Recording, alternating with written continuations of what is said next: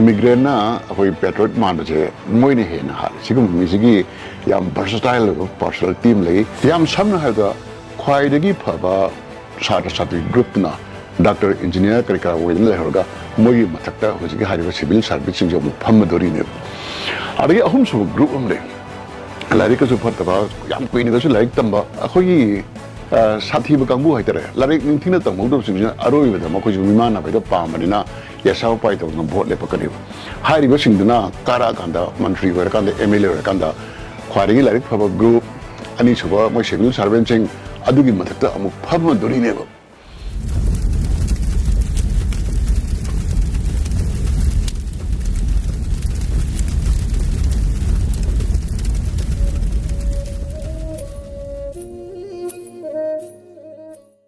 प्रजासिंगना high लुचिंगबसिंगना सोइबनी लेंगाकपसिंगना high प्रजासिंगना election मतमदा करप ओइबदगी सोइबनी फिबमसिदा प्रजा मियामगी याइफनबा यावल पोरके हाइरबदी करमबा हाना सेमदोकपा मथौ ताइ अखोई मसिगी क्वेश्चन जे येनबीगे येनाव कनाना हाली हाइबगुंबा स्कूल लमा फब फतबजे ओजाना मरु ओइब्रा सात्र मरु ओइब्रा कान क्वेश्चन जे कानादबा हंगबम तो क्वेश्चन लेबाव मोलपा कांदा प्रजादा तासन बाजे लुचिंगबसिंगी फेलियर ने अखोई हिस्ट्री दे येंगुने हिस्ट्री दा खोगिना नैनबो कांदा कनाने नगे मथिक चाबा अफबा लुचिंग ममले कांदा लेबाक चाखोले लेबाक जोइ तरमे प्रजा नुगारमे नाथै चाबा ओक्तबा निंथौ नत्र निंथौरे लमले कांदा प्रजा मेम लेखा ताइ लान हरे अददगी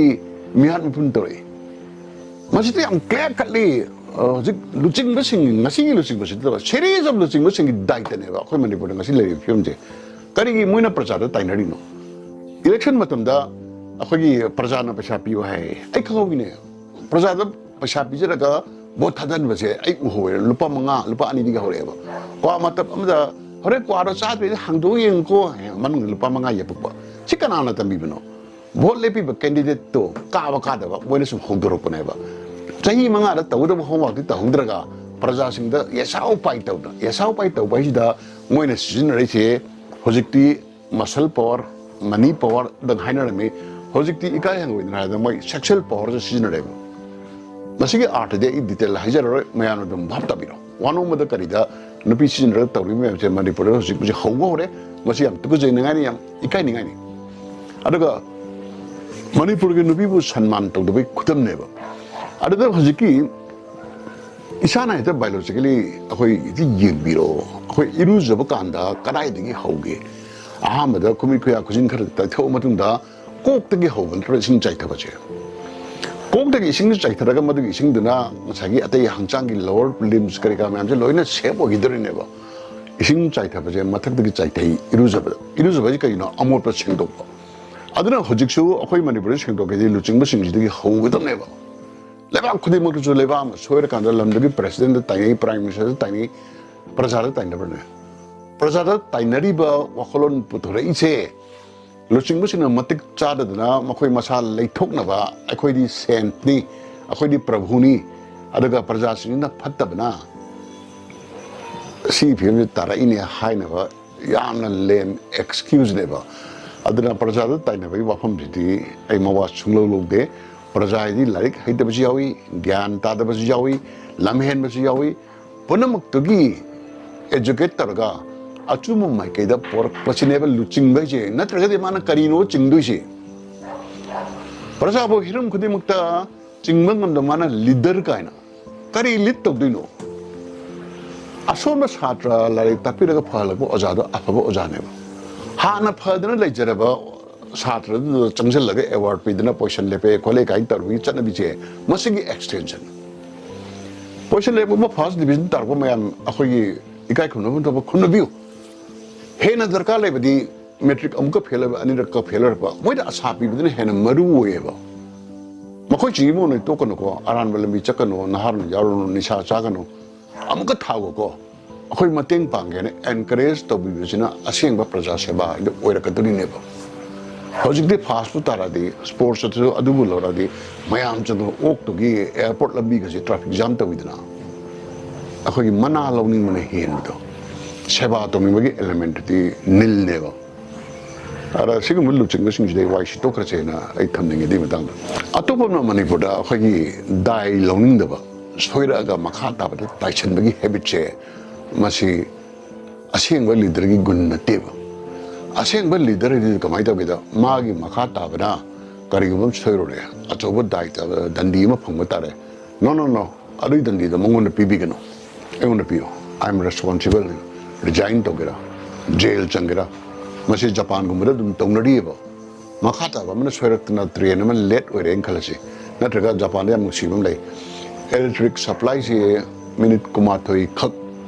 akhoi supply pi bangam gidaba karam ta na di electricity pyro minister jina maya mang da lepaga minute kumathoi bow tor ga leba ma lale I am sorry haibagi kokhunondo minute kumathoi mai la ke di cha sana public lepaga yang ga tv na namala ma mai da sorry hai adu wo lamna kamai chakhol ridrino akhoi di sa letoga linesman aduna madugi iduna madugi esodna tainabam thigane sigum tainabam thiba leader mido leader natione moidudi kari haiduno kari bu praman to dino phalo laitho sen ngaprum taine moidudi chi lang laitho sen gi bal thona ba leader ba laitho kono daitalo kari ma soim dro si adu nati he adugi emele dino soibini ka haibleina to honing thona wale be bread ꯑꯩꯈꯣꯏꯒꯤ ꯋꯥꯈꯟꯅꯔ ꯀꯔꯤꯅꯣ ꯑꯩꯈꯣꯏꯁꯦ ꯌꯥꯝ ꯄꯤꯛꯁꯤꯟꯈ꯭ꯔꯦ ꯃꯆꯦꯠ ꯇꯥꯕꯒꯨꯝ ꯀꯥꯡꯂꯨꯞꯀꯤ ꯐꯨꯔꯨꯞꯀꯤ ꯁꯥꯒꯩꯒꯤ ꯃꯥꯡꯉꯤ ꯁꯦꯡꯉꯤ ꯍꯥꯏꯕꯁꯤꯗ ꯊꯣꯔꯛꯂꯤꯕ ꯑꯣꯔꯒꯅꯥꯏꯖꯦꯁꯟ ꯃꯌꯥꯝ ꯑꯃꯔꯣꯝꯗꯅ ꯑꯩꯈꯣꯏꯗꯒꯤ ꯍꯦꯟꯅ ꯄꯤꯛꯄ ꯃꯤꯁꯤꯡꯁꯨ ꯌꯥꯝꯖꯗꯕ ꯂꯩꯕꯥꯛ ꯀꯌꯥ ꯆꯥꯎꯊꯣꯛꯅ ꯃꯥꯏ ꯄꯥꯛꯅ ꯃꯥꯂꯦꯝꯒꯤ ꯊꯥꯛꯇ ꯍꯤꯡꯂꯤ ꯐꯤꯕꯝꯁꯤꯗ ꯑꯣꯖꯥꯒꯤ ꯑꯣꯕꯖꯥꯔꯕꯦꯁꯟ ꯈꯔꯗꯪ ꯊꯝꯕꯤꯌꯨ ꯃꯁꯦ ꯑꯩꯈꯣꯏꯁꯤ ꯁꯨꯝ ꯄꯤꯛꯄ ꯁꯨꯝ ꯃꯥꯟꯖꯜꯂꯛꯏꯁꯦ ꯁꯨꯝ ꯁꯣꯟꯖꯜꯂꯛꯏꯁꯦ ꯑꯩꯈꯣꯏꯒꯤ ꯑꯋꯥꯡꯂꯣꯝꯗ ꯁꯦꯛꯃꯥꯏ ꯍꯦꯛ ꯂꯥꯟꯈꯤꯕꯗ ꯑꯩꯈꯣꯏꯒꯤ ꯀꯝꯐꯔꯠ ꯖꯣꯟ ꯂꯣꯏꯔꯦꯗꯅ ꯁꯦꯛꯃꯥꯏ ꯂꯥꯟꯈꯤꯕꯗ ꯑꯩꯈꯣꯏꯁꯦ ꯀꯝꯐꯔꯠ ꯖꯣꯟ ꯂꯣꯏꯔꯦ ꯑꯗꯒꯤ ꯃꯈꯥꯔꯣꯝꯗꯁꯨ ꯀꯗꯥꯏꯐꯥꯎ ꯂꯩꯔꯤꯅꯣ ꯈꯪꯗꯦ ꯑꯩꯈꯣꯏ ꯄꯂꯦꯜ ꯂꯥꯟꯈꯤꯕꯗ ꯃꯔꯨꯑꯣꯏꯅ ꯃꯩꯇꯩꯁꯤꯡꯁꯦ ꯇꯨꯁꯣꯟ ꯃꯥꯁꯣꯟꯕ ꯍꯧꯔꯛꯑꯦꯕ ꯁꯤ ꯀꯔꯤꯒꯤꯅꯣ ꯁꯤ ꯈ꯭ꯋꯥꯏ ꯆꯥꯎꯕ ꯃꯔꯝꯗꯤ ꯀꯔꯤꯒꯤꯅꯣꯗ ꯂꯤꯗꯔꯁꯤꯡꯁꯤꯅ ꯑꯩꯈꯣꯏꯒꯤ ꯋꯥꯈꯜꯁꯦ ꯑꯩ ꯃꯅꯤꯄꯨꯔꯁꯤ ꯄꯨꯝꯅꯃꯛꯁꯦ ꯑꯩꯒꯤ ꯁ꯭ꯇꯦꯠꯅꯤꯀꯣ ꯏꯟꯗꯤꯌꯥꯁꯦ ꯑꯩꯒꯤꯅꯤꯀꯣ ꯍꯥꯏꯅ ꯈꯟꯕ ꯉꯝꯗꯕ ꯅꯨꯄꯥ ꯑꯃꯅ ꯂꯩꯀꯥꯏꯗ ꯃꯊꯣꯡꯗ ꯌꯥꯝ ꯀꯜꯂꯒꯗꯤ mai lekai de he lan thor ko ma je ki rane ba adagi khunu no mathong da kan bai to masigi mentality sina ahan maram wa ani chubada jiba ma na raga kanglup ama sum sondar adi yekna bana loin question la boining ka ne enemies all around have mentality the la ka ne ba mi jini am kallagadi enemies the friend on top ya khanga ro madu khanma ngamroiba punamak mangoni yengchili boi kalak pane yami boi bana wari si mayamna yengjin mani kalak pane chung khala masi kari gano da akhone sondar koi khudam ne animal kingdom da heta praman tawse khwaidagi sonba jiba uchi harase uchi gi yengna ba yam lei alin dagi hodong dagi khara chawa animal adagi eagle kunu khrang yam lei magi mana parsit to ba yengna ba che 당의 생각이 너버들도 해는 것은 무야면 우지 바르가 잡아 미인들 있대 아들 그래서 막이 내추럴 에니미나 때미에 베세 아들 그래서 미부주 기니 아마 부주 기니 빵기다 기니 우지지 아들나 막이 비헤비어 지요 팟팟 팻팟더리 에니미를 저카를 좀 쪼콜라봐 농사기 스테이지로 봐 아들이 막이 에니미지 야면 벌시더로이 봐 그래 갖다네 사무건다금 봐 아들나 마이테이시 mamang yam thona phaba yengna babu ki daba yengna ba mayam khudum chalaga marup onthopang ba jati warame ba ada ka na khoi le che cha da ba thak da ba khang ba kan ba yam kan ba khoi gi niyom ni ti ba ga na chat ba jati ro warame khagong da karai matang de hogi no chap chana haiba ngamdre corruption na maru oidna corruption is a way of life ogi bedagi akhoi maitai society yam sonda gre akhoi na sum fiction bagi mentality ma lai ji akhoi yellow mi mutkini ha bagi akibam lare immigrant ma na thomjul kani na ba akibam su lai re adagi awang lom da nepali khara ta ba ju akhoi da threat ure adagi bazar manung da mayang karbala khala ju akhoi da threat ure hojina real threat khara jinglom da lai madumadi ai thamjaroi adaga amuk chu united when lai gi da ba maitai equation internal threat me am lay re na un percip tore ꯈꯨꯔꯛꯀꯤ ꯏꯅ ꯂꯥꯏ ꯁꯥꯕ ꯀꯥꯏ ꯍꯧꯗꯣꯔꯛꯇꯅ ꯑꯗꯒꯤ ꯏꯁꯦꯡ ꯏꯃꯥꯡ ꯀꯥꯏꯅ ꯍꯧꯗꯣꯔꯛꯇꯅ ꯃꯩꯇꯩꯔꯣꯟ ꯉꯥꯡꯉꯒ ꯃꯅꯤꯄꯨꯔꯗ ꯆꯥꯎꯔꯛꯑꯕ ꯁꯥꯒꯩ ꯖꯥꯇꯤ ꯈꯔ ꯃꯣꯏꯗꯤ ꯃꯌꯥꯡꯗꯒꯤ ꯑꯣꯜꯂꯛꯄꯅꯤ ꯀꯥꯏꯅ ꯍꯥꯏꯕ ꯋꯥꯈꯜ ꯃꯌꯥꯝ ꯊꯣꯛꯂꯛꯏꯁꯦ ꯀꯔꯤꯒꯤꯅꯣ ꯃꯔꯝ ꯑꯅꯤꯅꯤ ꯑꯃꯅ ꯑꯩꯈꯣꯏꯒꯤ ꯁꯦꯟꯇ꯭ꯔꯦꯜ ꯑꯊꯣꯔꯤꯇꯤ ꯁ꯭ꯇꯦꯠ ꯒꯣꯔꯃꯦꯟꯅ ꯇꯨꯃꯤꯟꯅ ꯂꯩꯕ ꯃꯣꯏꯅ ꯇꯨꯃꯤꯟꯅ ꯂꯩꯔꯕꯅꯤꯅ ꯄꯦꯔꯤꯐꯦꯔꯤꯗ ꯂꯩꯔꯤꯕ ꯃꯌꯥꯝꯁꯤ ꯁꯨꯝ ꯃꯥꯏ ꯊꯣꯛꯄ ꯄꯪꯇꯧ ꯇꯧꯅꯔꯛꯏꯅ ꯆꯩꯔꯥꯎꯕ ꯑꯅꯤ ꯊꯣꯛꯄ ꯈꯪꯗꯦ ꯑꯃ ꯈꯪꯗꯦ ꯁꯦꯟꯇ꯭ꯔꯦꯜ ꯑꯊꯣꯔꯤꯇꯤ ꯁꯠ ꯂꯥꯎꯟ ꯗꯤꯁꯥꯏꯠ ꯇꯧꯊꯣꯛꯀꯗꯣꯏꯅꯦꯕ ꯁꯖꯤꯕꯨ ꯅꯣꯡꯃꯥꯕꯗ ꯑꯣꯏꯒꯦꯔꯥ 14 April ꯇꯧꯔꯤꯁꯤꯔ we have decided that ꯑꯩꯈꯣꯏ ꯁꯨꯇꯤ ꯑꯃꯇꯪ ꯊꯥꯅꯤ ꯊꯣꯛ ꯍꯥꯏꯕꯗ ꯑꯅꯤ ꯊꯣꯛꯄꯁꯦ ꯑꯗꯨꯝ ꯇꯣꯛꯈ꯭ꯔꯅꯤꯅ ꯁꯤꯒꯨꯝꯕ ꯗꯤꯁꯤꯖꯟꯁꯦ ꯑꯩꯈꯣꯏꯒꯤ ꯂꯤꯗꯔꯁꯤꯞꯁꯤꯅ ꯁꯣꯟꯕꯅꯤꯅ ꯂꯧꯕ ꯉꯝꯗꯕ ꯑꯅꯤꯁꯨꯕꯗ ꯙꯔꯃ ꯃꯈꯜ ꯃꯈꯜ ꯄꯪꯍꯧꯗ ꯍꯧꯗꯣꯔꯦ ꯃꯥꯏ ꯃꯆꯤꯗ ꯑꯃꯅ ꯐꯖꯅ ꯄ꯭ꯔꯦꯛꯇꯤꯁ ꯇꯧꯔꯕ ꯙꯔꯃꯗ ꯂꯥꯜꯂꯦ ꯍꯥꯏꯔꯦ ꯑꯗꯒꯤ ꯑꯃꯅ ꯍꯧꯗꯣꯔꯤꯕ ꯑꯅꯧꯕꯗ ꯅꯋꯥ ꯂꯧꯗꯦ ꯍꯥꯏꯕ ꯌꯥꯎꯔꯦ ꯁꯤ ꯃꯌꯥꯝꯁꯤꯗ ꯑꯩꯈꯣꯏ ꯌꯨꯅꯤꯇꯤ ꯀꯃꯥꯏꯅ ꯂꯩꯗꯣꯏꯅꯣ ꯃꯁꯤꯗꯩꯗ ꯀꯅꯥꯒꯨꯝꯕ ꯕꯣꯅꯥꯐꯥꯏꯠ ꯑꯊꯣꯔꯤꯇꯤ ꯑꯃ ꯁꯤ ꯃꯌꯥꯝꯁꯤ ꯇꯦꯁꯟꯅꯕ ꯑꯃ ꯆꯪꯉꯦꯕ ꯅꯠꯇ꯭ꯔꯒꯗꯤ ꯑꯩꯈꯣꯏꯁꯦ ꯉꯁꯥꯏꯒꯤ ꯎꯆꯤꯅ ꯄꯪꯀꯤꯗ ꯀꯤꯕꯗꯣ ꯑꯗꯨꯒꯤ ꯃꯇꯥꯡꯗ ꯂꯥꯛꯑꯅꯤ ꯑꯗꯨꯒ ꯍꯧꯖꯤꯛꯁꯨ ꯋꯥꯔꯜꯒꯤ ꯑꯦꯔꯦꯅꯥꯗ ꯌꯦꯡꯕꯤꯌꯨ ꯌꯥꯝꯅ ꯏꯅꯥꯛ ꯈꯨꯟꯕ ꯒꯜꯐ ꯀꯟꯇ꯭ꯔꯤꯅ ꯂꯩꯔꯤꯁꯦ ꯗꯨꯕꯥꯏ ꯑꯣꯃꯥꯟ ꯑꯗ ꯀꯇꯥꯔ ꯂꯩꯔꯤꯕ ꯃꯌꯥꯝꯁꯦ ꯏꯅꯥꯛ ꯌꯥꯝ ꯈꯨꯜꯂꯦ ꯃꯈꯣꯏꯗ ꯑꯦꯅꯤ ꯒꯤꯚꯟ ꯇꯥꯏꯝꯗ ꯌꯨꯔꯣꯞꯇꯒꯤ ꯏꯟꯗꯤꯌꯥꯗꯒꯤ ꯄꯥꯀꯤꯁꯇꯥꯟꯗꯒꯤ ꯁ꯭ꯔꯤ ꯂꯪꯀꯥꯗꯒꯤ ꯑꯃꯦꯔꯤꯀꯥꯗꯒꯤ ꯂꯥꯛꯇꯅ ꯏꯃꯤꯒ꯭ꯔꯦꯟ ꯋꯥꯀꯔ ꯏꯟꯖꯤꯅꯤꯌꯥꯔ ꯑꯥꯔꯀꯤꯇꯦꯛ ꯏꯆꯝ ꯆꯝꯕ ꯂꯦꯕꯔ ꯁꯤ ꯃꯌꯥꯝꯁꯤꯒꯤ ꯃꯁꯤꯡꯅ about 80% ꯌꯧꯕ ꯌꯥꯎꯋꯦ ꯃꯣꯏꯁꯤ ꯃꯣꯏꯒꯤ ꯂꯣꯀꯦꯜ ꯃꯦꯟꯅ 20%ꯗꯒ ꯂꯩꯕ ꯃꯇꯝ ꯌꯥꯎꯋꯦꯕ ꯑꯗ ꯀꯥꯟꯗ ꯃꯣꯏꯒꯤ ꯂꯣꯀꯦꯜ ꯃꯦꯟꯁꯤꯡꯁꯤꯅ ꯃꯄꯥꯟꯗꯒꯤ ꯂꯥꯛꯏꯕ ꯏꯃꯤꯒ꯭ꯔꯦꯟꯁꯤꯡꯁꯤꯅ ꯃꯣꯏꯒꯤ ꯂꯝꯁꯦ ꯃꯨꯟꯈ꯭ꯔꯅꯤꯅ ꯀꯩꯁꯨ ꯀꯤꯗꯦꯕ ꯀꯔꯤ ꯃꯔꯝꯒꯤꯅꯣ ꯃꯈꯣꯏꯒꯤ ꯃꯈꯨꯠꯇ ꯌꯥꯝ ꯆꯦꯠꯅ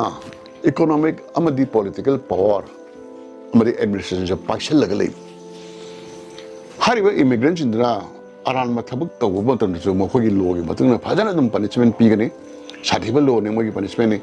ꯑꯗ ꯏꯃꯤꯒ꯭ꯔꯦꯟꯁꯤꯡꯁꯨ ꯂꯥꯛꯏ ꯃꯣꯏꯒꯤ ꯐꯪꯐꯝ ꯊꯣꯛꯄ ꯄꯩꯁꯥ ꯄꯤꯔꯒ ꯑꯗꯨꯝ ꯆꯠꯍꯟꯈꯤ ꯑꯗꯨꯒ ꯃꯈꯣꯏ ꯂꯝꯗꯒꯤ ꯁꯨꯜꯇꯥꯟ ꯑꯣꯔ ꯏꯃꯤꯔꯅ ꯁꯣꯏ ꯑꯃ ꯇꯧꯔꯒ ꯅꯣꯡꯉꯥꯜꯂꯒ ꯂꯣꯏꯅ ꯇꯥꯟꯊꯣꯛꯄ ꯉꯝꯕꯒꯤ ꯄꯋꯥꯔꯗꯣ ꯃꯣꯏꯗ ꯂꯩꯌꯦꯕ ꯑꯩꯈꯣꯏ ꯁꯤꯗꯅ ꯀꯔꯞꯁꯟꯅ ꯃꯔꯝ ꯑꯣꯏꯗꯅ ꯑꯗꯨ ꯂꯩꯇꯦꯕ ꯀꯔꯞꯁꯟ ꯏꯃꯤꯒ꯭ꯔꯦꯟ ꯃꯌꯥꯝ ꯆꯪꯉꯛꯀꯅꯤ ꯈꯨꯗꯛꯇ ꯚꯣꯇꯔ ꯂꯤꯁꯇ ꯆꯜꯂꯛꯀꯅꯤ ꯀꯅꯥꯅ ꯆꯜꯍꯜꯂꯤꯕ ꯂꯨꯄꯥ 1,500 ꯂꯧꯕ ꯑꯣꯐꯤꯁꯦꯜꯗꯨꯅ ꯑꯗꯒꯤ ꯀꯅꯥꯒꯨꯝꯕꯅ ꯗꯣꯃꯤꯁꯥꯏꯜ ꯁꯥꯔꯇꯤꯐꯤꯀꯦꯠ ꯄꯤꯌꯣ ꯑꯗꯨꯝ ꯄꯤꯔꯝꯒꯅꯤ ꯑꯗꯨꯒ ꯑꯩꯈꯣꯏ ꯁꯤꯗꯩꯗ ꯀꯅꯥꯅ ꯀꯔꯤꯅꯣ ꯈꯟꯗꯕ ꯑꯩꯈꯣꯏꯒꯤ ꯀꯔꯤ ꯍꯥꯏꯗꯣꯏꯅೋ ꯏꯌꯥꯟ ꯌꯥꯟꯁꯤꯟꯅꯕꯁꯤꯅ ꯄ꯭ꯔꯖꯥꯅꯁꯨ ꯃꯁꯥꯅ ꯀꯤꯔꯛꯄ ꯇꯥꯕꯅꯦꯕ ꯉꯔꯥꯡꯗ ꯃꯩꯇꯩꯂꯣꯟ ꯊꯣꯛꯇ꯭ꯔꯤꯕ ꯕꯪꯒ꯭ꯂꯥꯗꯦꯁꯤ ꯑꯃ ꯆꯪꯉꯛꯑꯦ ꯑꯗꯨꯒ ꯚꯣꯇꯔ ꯂꯤꯁꯇ ꯌꯥꯎꯔꯝꯃꯦ ꯁꯤꯒꯨꯝꯕꯁꯦ ꯇꯣꯏꯅ ꯁꯨꯝ ꯎꯁꯜꯂꯒ ꯆꯤꯡꯗ ꯑꯩꯈꯣꯏꯒꯤ ꯀꯨꯀꯤ ꯂꯣꯟꯗꯒꯤ ꯍꯦꯟꯅ ꯈꯪꯗꯕ ꯕꯔꯃꯤꯁ ꯈꯪꯕ 4-5 ꯚꯣꯇꯔ ꯂꯤꯁꯇ ꯌꯥꯎꯔꯝꯃꯦ ꯃꯟꯇ꯭ꯔꯤ ꯀꯣꯏꯒꯤꯕꯨ ꯇꯧꯈꯠꯂꯦ ꯁꯤꯗ ꯄ꯭ꯔꯖꯥꯅ ꯀꯤꯕꯁꯦ ꯍꯧꯅ ꯁꯥꯟꯅꯩꯕ ꯑꯗꯨꯕꯨ ꯀꯔꯤꯗꯒꯤꯅꯣ ꯃꯊꯧ ꯇꯧꯒꯗꯕ ꯁꯔꯀꯥꯔ ꯍꯥꯏꯅ ꯂꯩꯔꯤꯁꯦ ꯁꯤꯗ ꯀꯔꯞ ꯑꯣꯏꯕꯗꯒꯤ ꯇꯧꯗꯕꯗꯒꯤ ꯊꯣꯛꯂꯛꯄ ꯉꯥꯛꯇꯅꯦꯕ ꯏꯃꯤꯒ꯭ꯔꯦꯟ ꯃꯌꯥꯝ ꯂꯥꯛꯑꯒ ꯑꯩꯈꯣꯏꯗ ꯊꯕꯛ ꯁꯨꯕꯤꯔꯨꯕꯁꯦ ꯑꯩꯈꯣꯏꯒꯤꯗꯤ ꯂꯥꯏꯕꯛ ꯐꯕꯅꯦꯕ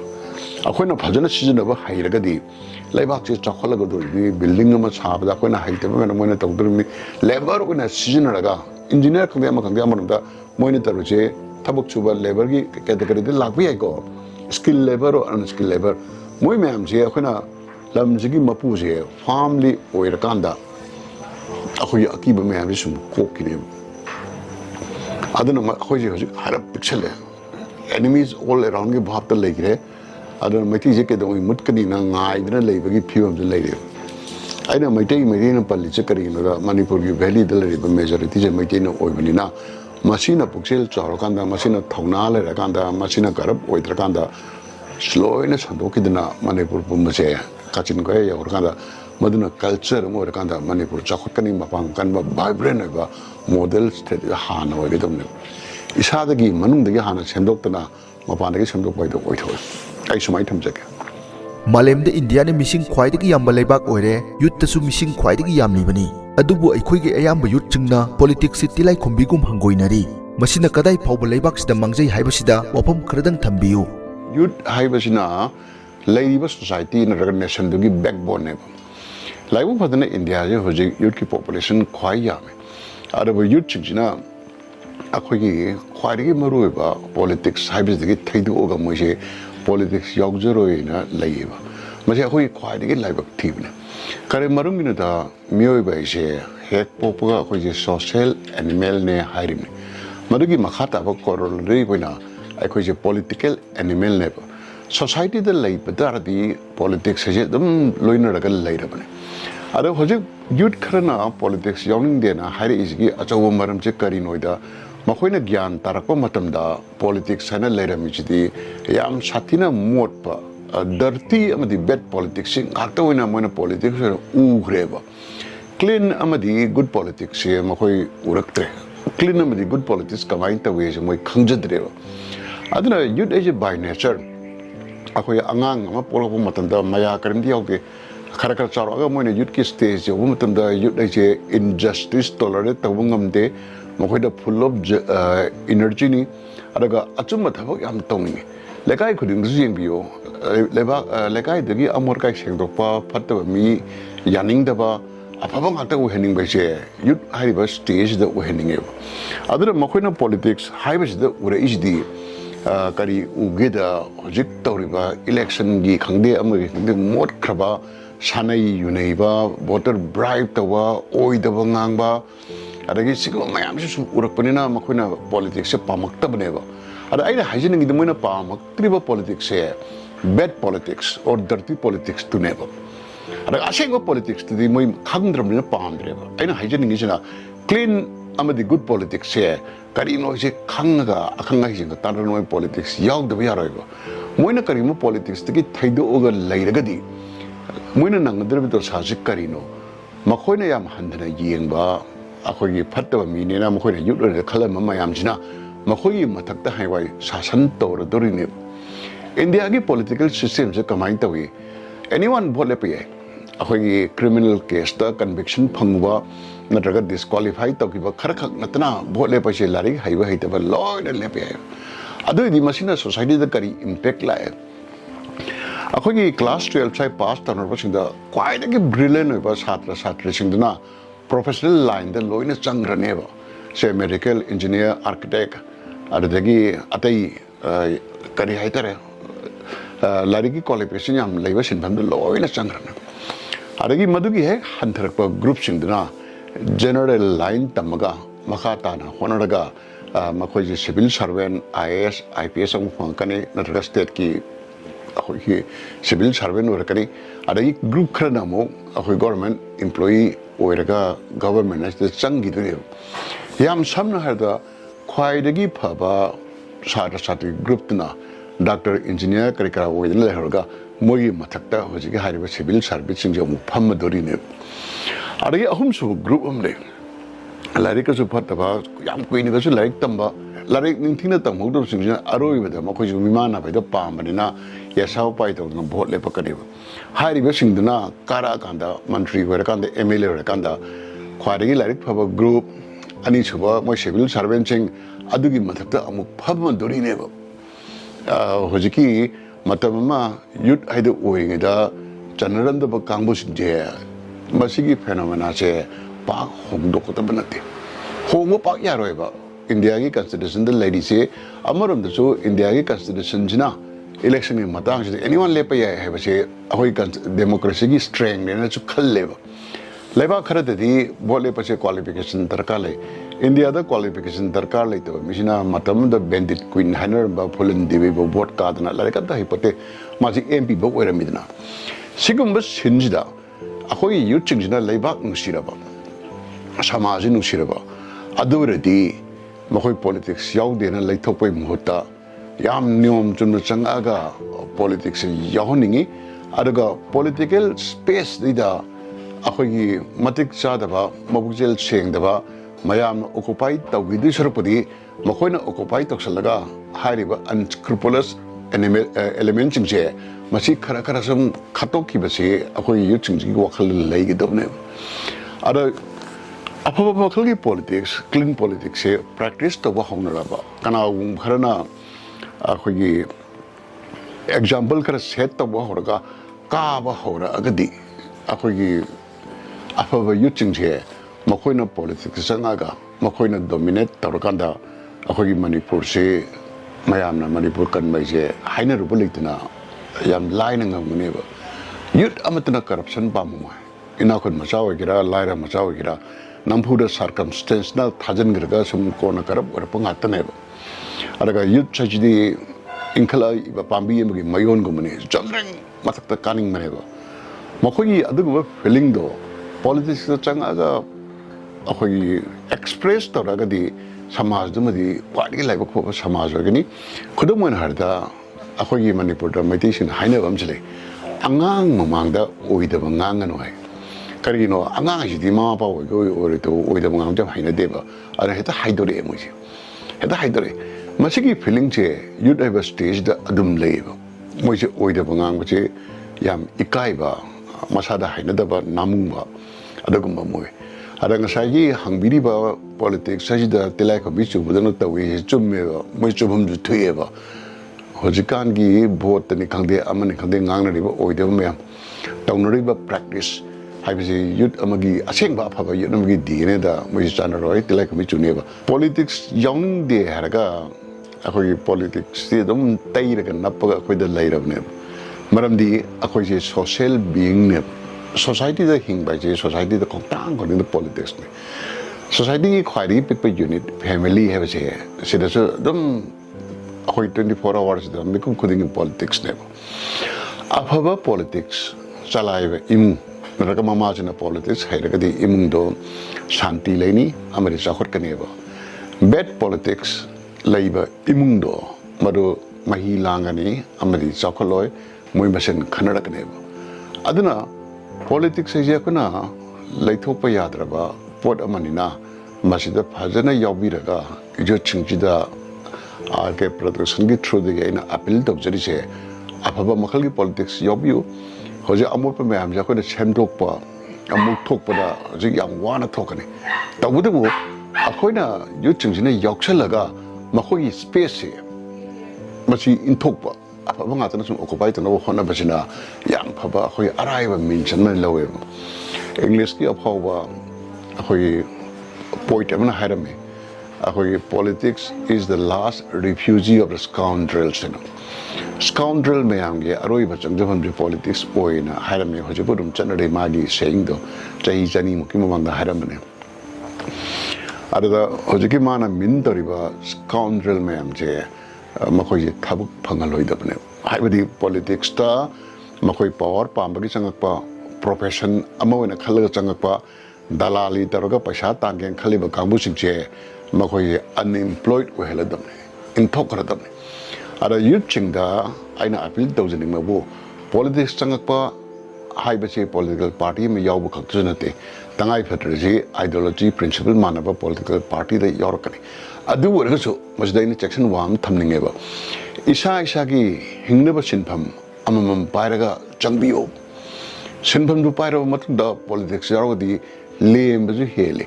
ꯑꯗꯨꯒ ꯄꯣꯂꯤꯇꯤꯛꯁ ꯌꯥꯎꯕ ꯀꯥꯟꯗ ꯄꯣꯂꯤꯇꯤꯛꯁ ꯇꯧꯔꯒ ꯆꯥꯒꯅꯤ ꯈꯜꯂꯒ ꯆꯪꯉꯛꯄ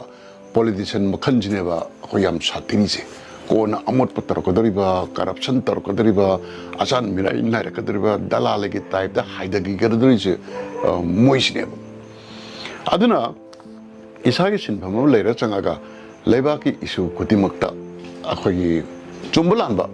ꯏꯁꯨ ꯈꯨꯗꯤꯡꯃꯛꯇ ꯑꯩꯒꯤ ꯃꯣꯠꯅ ꯁꯤꯅꯤ ꯅꯪꯒꯤ ꯃꯣꯠꯅ ꯁꯤꯅꯤ ꯀꯃꯥꯏꯅ ꯇꯧꯏ ꯀꯔꯝꯕꯅ ꯆꯨꯝꯃꯤ ꯈꯟꯅ ꯅꯩꯅꯕꯁꯤꯅ ꯑꯔꯣꯏꯕꯗ ꯑꯆꯨꯝꯕ ꯃꯁꯛ ꯈꯪꯉꯛꯑꯒ ꯖꯥꯇꯤ ꯑꯁꯤꯒꯤ ꯆꯠꯀꯗꯕ ꯑꯩꯈꯣꯏꯒꯤ ꯀꯃꯟ ꯔꯤꯖꯜꯇꯦꯟ ꯐꯣꯔꯁꯁꯦ ꯃꯥꯏꯀꯩ ꯆꯨꯝꯅ ꯆꯪꯉꯛꯀꯅꯤ ꯑꯩꯈꯣꯏꯒꯤ ꯁꯣꯁꯥꯏꯇꯤꯁꯤꯗ ꯍꯧꯖꯤꯛ ꯃꯤ ꯃꯈꯜ ꯌꯥꯝ ꯂꯩꯌꯦꯕ ꯂꯥꯏꯔꯤꯛ ꯇꯝꯕꯒꯗꯤ ꯂꯣꯏꯔꯕ ꯑꯗꯨꯒ ꯀꯔꯤꯒꯨꯝꯕ ꯐꯣꯝ ꯑꯃ ꯃꯦꯟꯁꯤꯟꯕ ꯃꯇꯝꯗ any kind of form ꯃꯦꯟꯁꯤꯟꯕ ꯃꯇꯝꯗ occupation ꯍꯥꯏꯕ ꯀꯂꯝꯁꯦ ꯂꯥꯛꯄ ꯀꯥꯟꯗ ꯑꯩꯈꯣꯏ ꯁꯣꯁꯤꯌꯦꯜ ꯋꯥꯔꯀꯔ ꯍꯥꯏꯅ ꯍꯦꯛꯇ ꯃꯦꯟꯁꯤꯟꯕ ꯍꯥꯏꯕꯗꯤ ꯃꯁꯥꯒꯤ ꯇꯪ ꯇꯥꯕ ꯄ꯭ꯔꯣꯐꯦꯁꯟ ꯑꯃ ꯂꯩꯇꯕ ꯁꯣꯁꯤꯌꯦꯜ ꯋꯥꯔꯀꯔꯁꯦ ꯃꯁꯥꯅ ꯃꯁꯥꯕꯨ ꯁꯣꯁꯤꯌꯦꯜ ꯋꯥꯔꯀꯔ ꯍꯥꯏꯖꯕ ꯃꯤꯁꯤꯡꯁꯦ ꯃꯣꯏꯁꯤꯅꯦꯕ ꯑꯩꯈꯣꯏꯅ ꯌꯥꯝꯅ ꯈꯨꯗꯣꯡ ꯊꯤꯅꯤꯡꯉꯥꯏ ꯑꯣꯏꯔꯤꯁꯦ ꯃꯣꯏꯁꯤ ꯊꯥꯡꯉꯩ ꯁꯦꯡꯕꯗꯤ ꯃꯁꯥꯒꯤ ꯑꯁꯦꯡꯕ ꯄ꯭ꯔꯣꯐꯦꯁꯟ ꯂꯩꯇꯕ ꯃꯤ ꯉꯥꯛꯇꯅꯦꯕ BJP MLA-ꯁꯤꯡꯁꯤ MLA ꯑꯣꯏꯔ ꯐꯥꯎꯕ ꯌꯥꯝ ꯇꯣꯏꯅ ꯗꯦꯜꯂꯤꯗ ꯆꯦꯟꯗꯨꯅ ꯅꯤꯡꯉꯥꯏ ꯇꯧꯖꯩ ꯑꯃꯔꯣꯝꯗ ꯔꯤꯁꯣꯔꯁ ꯂꯩꯇꯕ ꯂꯩꯕꯥꯛꯅꯤ ꯍꯥꯏꯕꯗ ꯆꯥꯎꯊꯣꯛꯆꯕꯒꯨꯝ ꯃꯆꯤꯟ ꯊꯧꯅ ꯉꯥꯡꯖꯔꯤꯕ ꯂꯝꯗꯝꯁꯤꯒꯤ ꯂꯨꯆꯤꯡ ꯄꯨꯔꯦꯟꯁꯤꯡꯁꯨ ꯄꯤꯠ ꯂꯥꯎꯕ ꯑꯃꯒꯤꯁꯨ ꯗꯦꯜꯂꯤꯗ ꯍꯦꯛꯇ ꯆꯦꯟꯈꯤ ꯃꯇꯥꯡꯁꯤꯗ ꯁꯣꯁꯤꯌꯣ ꯄꯣꯂꯤꯇꯤꯀꯦꯜ ꯀꯃꯦꯟꯇꯦꯇꯔ ꯑꯃ ꯑꯣꯏꯅ ꯑꯣꯖꯥꯒꯤ ꯋꯥꯈꯜꯂꯣꯟ ꯊꯝꯕꯤꯌꯨ BJPꯒꯤ ꯑꯁꯦꯡꯕ DNAꯗꯗꯤ ꯀꯃꯥꯏꯅ ꯇꯧꯒꯦꯗ ꯅꯦꯁꯟ ꯐꯥꯔꯁ ꯄꯥꯔꯇꯤ ꯁꯦꯀꯦꯟ ꯁꯦꯜꯐ ꯂꯥꯁ ꯍꯥꯏꯗ ꯂꯩꯕꯅꯦꯕ ꯑꯗ ꯍꯧꯖꯤꯛꯇꯤ ꯍꯥꯏꯔꯤꯕ ꯄꯣꯂꯤꯇꯤꯁꯤꯌꯟꯁꯤꯡꯁꯦ ꯗꯤꯁꯦꯟꯠꯀ ꯇꯧꯔꯤꯕꯁꯤꯡꯁꯦ ꯑꯩ ꯃꯣꯏꯒꯤ ꯃꯨꯚꯃꯦꯟꯗꯨꯒꯤ ꯑꯦꯒꯦꯟꯁꯇꯁꯨ ꯅꯠꯇꯦ ꯃꯣꯏꯒꯤ ꯐꯣꯔꯗꯁꯨ ꯅꯠꯇꯦ ꯑꯗ ꯑꯁꯦꯡꯕ ꯍꯥꯏꯕ ꯇꯥꯔꯗꯤ ꯃꯣꯏꯁꯦ ꯁꯦꯜꯐ ꯃꯁꯥꯒꯤ ꯁꯦꯜꯐ ꯏꯟꯇꯔꯦꯁꯅ ꯃꯃꯥꯡꯗ ꯂꯣꯏꯅ ꯊꯝꯃꯦꯕ ꯂꯩꯕꯥꯛꯀꯤ ꯏꯁꯨ नत्रगा पार्टी की इशू मरा चलम लगदी असोनु जो तागदम याम सन्न हारदा हंदक मसा मसा की feeling hurt over feeling of humiliation sigumada ayam boy chale akhoi chief minister Sri N Birenching sindo poi wafam sindo ningi na kari ino hai kanda akhoi ki se akhoi magi thikadar me bill pirakte hai gumba adudagi sigum ka instance mane ngon ikai ba pigi hai gumba personal issue da ayam boloi chale laiba ki issue da akhoi chalan ni laiba ki issue irai na ai pramanam pijarake tha khargi mamangda akhoi government jida akhoi you legalize tawre na loktokre chahi amda lopa crore chatruk la ri revenue na high su loktokre ka da hojiksi adugi notice notification amta thoktana lairina kari no hangi bo hangdi chahi amda lopa crore chatruk la ka da you legalize gi official oina thabak amta hawdri se kari gino sigum issue kamaram ne जल जीवन mission की थादर रखी हुआ पैसा में आऊँगा अरे ये हर घर जल है वा मिशन तो थादर रखी हुआ बीजेपी की मामांगी मैनिफेस्टो 2017 दा मोइनो वासक की बिदा by 2022 यम दांग मदिंग थकना बेसिंग पी गने है 2022 लोई रे थादर बेसिंग फंग रे अरे दी इसिंग पीना बा लिक वही से कदाई दिन वैसे सेंट्रल के एजेंसी और सब मिनिस्टर ने थिगल नहीं है होजिक लेरिबा सरकार से वो पेंद्रे हरिबा लीडरशिप है एमएलए सिंह सिनसु मखोगी रिसोर्सेस ना खोदी याम हेले थिजन मंग बे रिसोर्सेस मखोना थिजलगा सीसी खोई पामद्रे प्रजा सिंह इसिंग फंगद्रे मरमदना खोई साउनिंगे मरमदना खोई लीडरशिप बियोना हाइरमगदी हेना फजगदमने अदगी अनएम्प्लॉयमेंट की रेट से हंदरते पिकर स्टेज दा educated unemployment लाखतरे हेना लगे मदु figure Anna हंगलते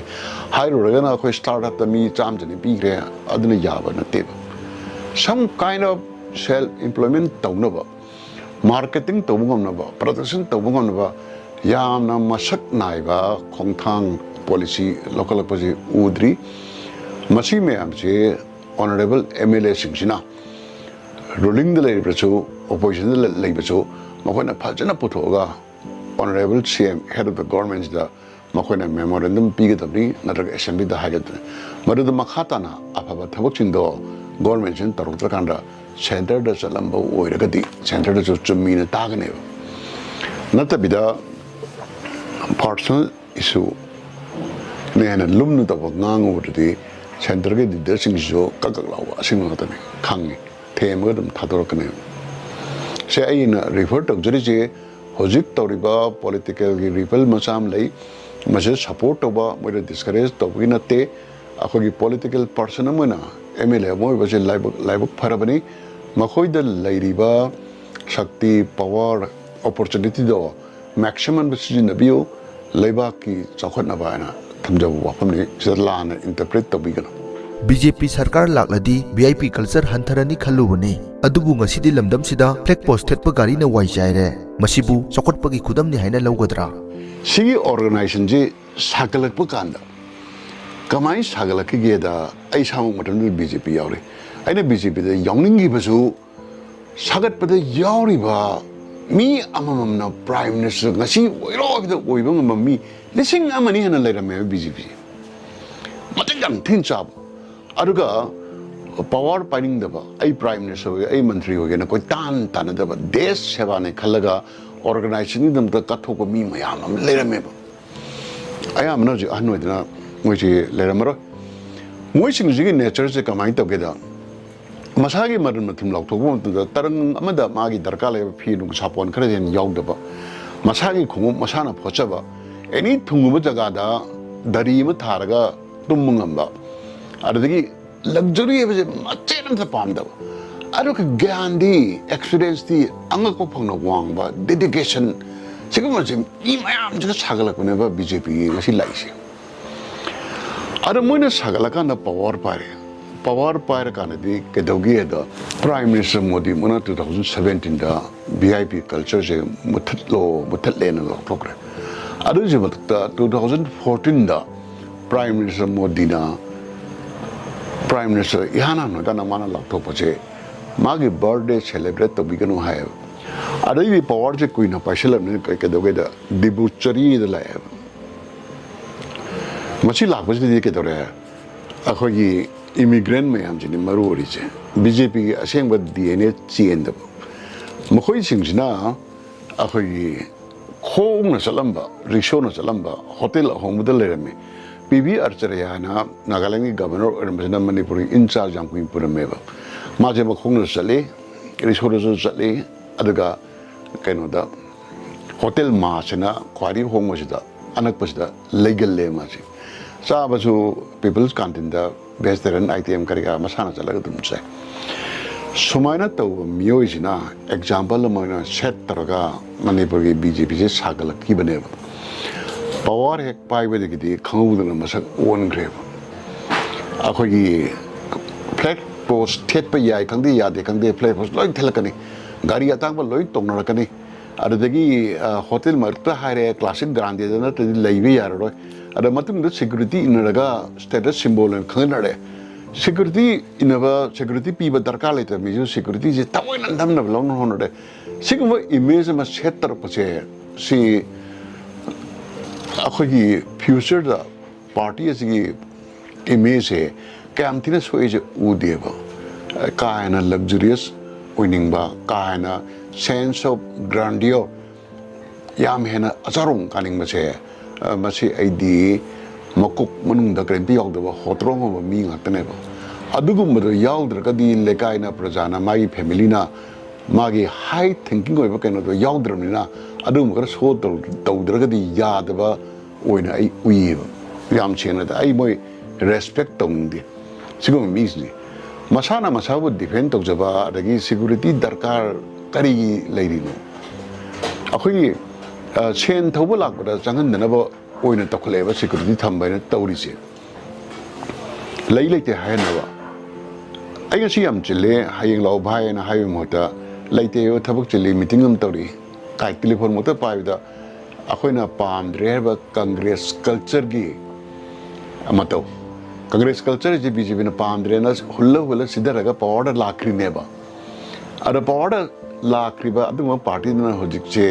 achawo mantri natraga mantri mi natraga mantri mi gi banai somewhere adu ko base tam no khona don lai base plain living high thinking gi opposite makoi je high living and no thinking ge ne ba tori che akoi maku yaw da ba awakal khan ba haita ba wakal khan ba hai ba mi di adu matanda le chu dum nuai ne matanda le chu dum nuai je ne ba adu ga ai nupa ne nupa mo ne ga minimum isa nga thok chaba ngam da nupa ri ke dong ro ni akoi hospital le patient ma ma ya no thang thang chaba cha man dro masa nga thok chaba ngam no masa phan ba tare alert oi ba tare ara yar gi yeng na ba tham da na ba hona ba tare mingon de ting chok da na ting chok ko wang ngang da na hona ba tare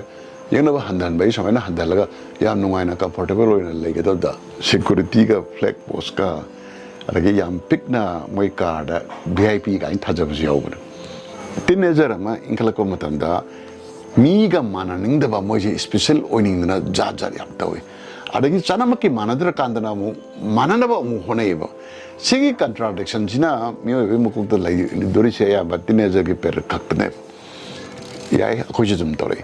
ada teenager per til loiraga adult joro mukta akhoi ningon da ki karim kare hen ba manaba khara khenana tanab honaba yamna special treatment pa ba missing che makhoi je phare no special treatment pa ma de miyam ra to sanga no ki toana leiro di akhoi buk mayam ra tin jage no kapakane ba adu je kari no makhoi masana question hangjaba yadra akhoi na aiga leiminari ba kare la kai chino mayam jiga natraga leiba asigi aiga manaba government jiga pullaga nuaina lege do sita tongana tongin meeting daga dice ka hande ka khana ba ko yam yaw darkar le ka ni darkar le ka roi darkar le ka wang ni darkar le ka di wang ngoi khandok pa ngam de masi akhoi manipur da political culture gi thak che yam nim ba gi khudam ne masi improve to ji it's an outside adaga youthing da su masi me just change da ji ai gi leba homeland manipur che yam tang malam ni पृथ्वी द ख्वारी फजब लमने bad politics da khoi chi mangan dore good politics da ai khoi jem changchalaga param tambisi